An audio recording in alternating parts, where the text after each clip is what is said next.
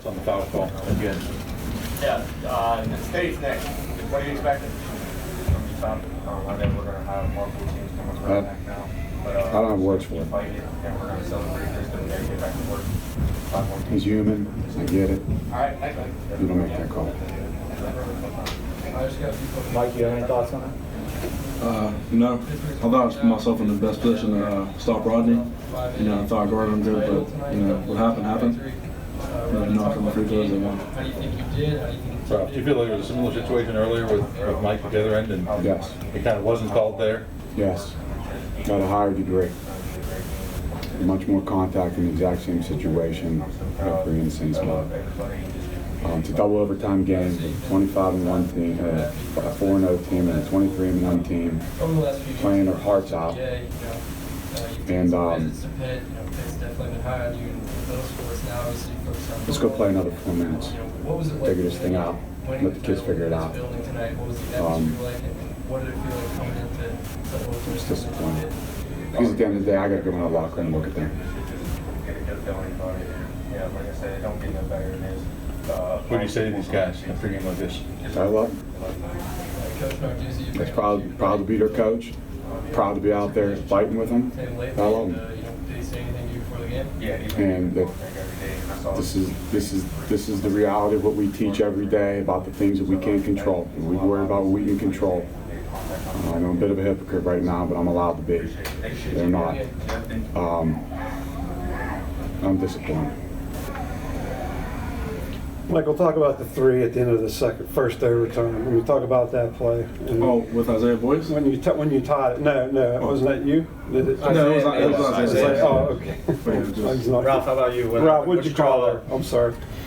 Yeah, we set up a down screen with a loop screen on the weak side, and we weren't sure we can get Zay popping out because of the way Rodney was guarding him, but we thought we could draw attention. If it wasn't there, we would jump stop and catch Mike crawling around on the weak side. We got it, and so he's a great shooter, made a great shot. Were you thinking they might foul you there? Were you thinking about that? Well, 13.9, man, it's tough to foul in that situation. You better time it right, to gamble. Mike, were you surprised you weren't called, or you didn't get a foul on that play at the end of the? Not really, but things like that are out of my control. I'm a bigger guy. I don't always get some of the calls that the other guys get, but I try to keep playing. I think we went into another overtime after that. We just kept playing. Proud of the guys for keep going. And I can live with that. I can live with that. If you want the kids to figure out, like I said in overtime, I can live with that. But not 0.3 seconds with minimal contact. One thing. I know the states are coming up, and you don't want to look too far ahead, but in the back of your mind, thinking you'd like to get them again. Well, I want to regroup right now, and the turnaround is quick. Yeah. The states this year. We acknowledge it's going to be quick, win or lose. The bounce back is going to fall on their shoulders, and my ability to get them ready to play come Tuesday because we have another tournament to play, and I don't want to be done coaching these guys. You guys have been involved in a lot of championship games. If you can take out that last 0.3 seconds, up till that point, this was one of the best championship games in terms of competitiveness, I think, between two teams. Give your... Well, we had some wars with Quaker Valley, and you did. It was. Look, I don't want to take anything away from Laurel Highlands. Those guys made outstanding plays throughout the course of the game, and big plays throughout the course of the game. They're WPIAL champions right now, and they deserve to be, and we give them credit for that. And I certainly don't want to minimize their accomplishment because they were outstanding tonight, and so were we.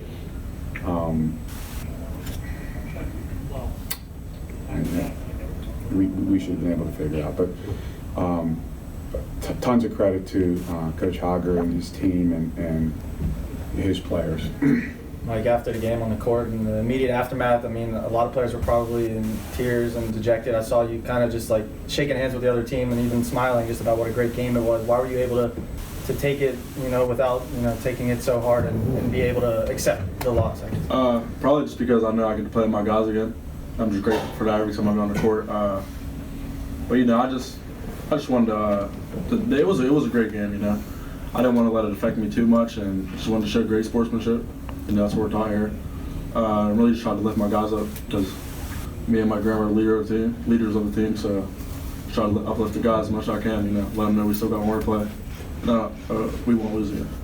I guess that's the one good, you know, if there is something good, you, like you said, you have games to play, and, you know, you can always kind of keep that definitely as motivation, right? For sure. Because, like, they're going to go in kind of high and, like, oh, I'm not saying, you know, we're so great, you know, blah, blah, blah, but you guys are going to go with that little chip on your shoulder. Yeah, definitely. So hopefully that can kind of carry you guys, right?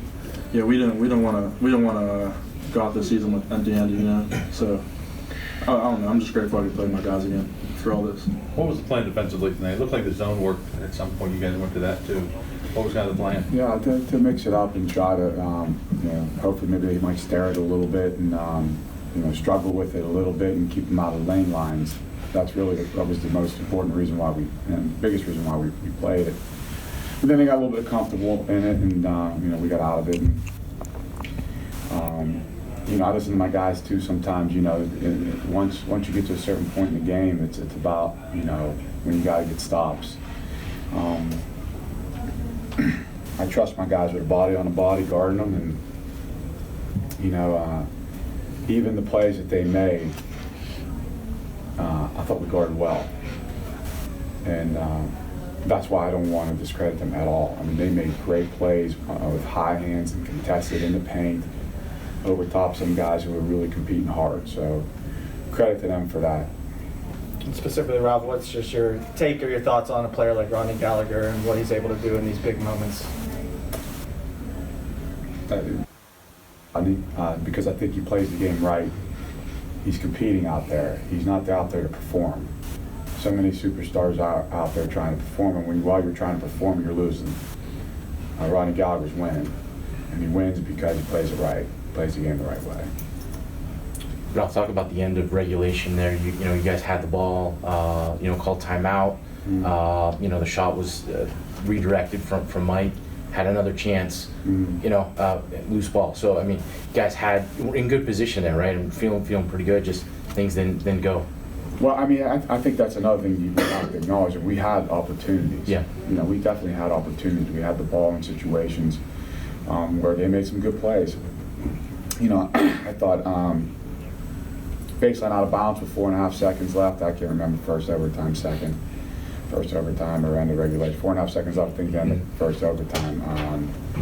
I thought we executed well and had it right where we wanted to, but quick hands, long arms, they were able to kind of knock it away. So, you know, again, again, credit to them. They did a lot right. Yeah.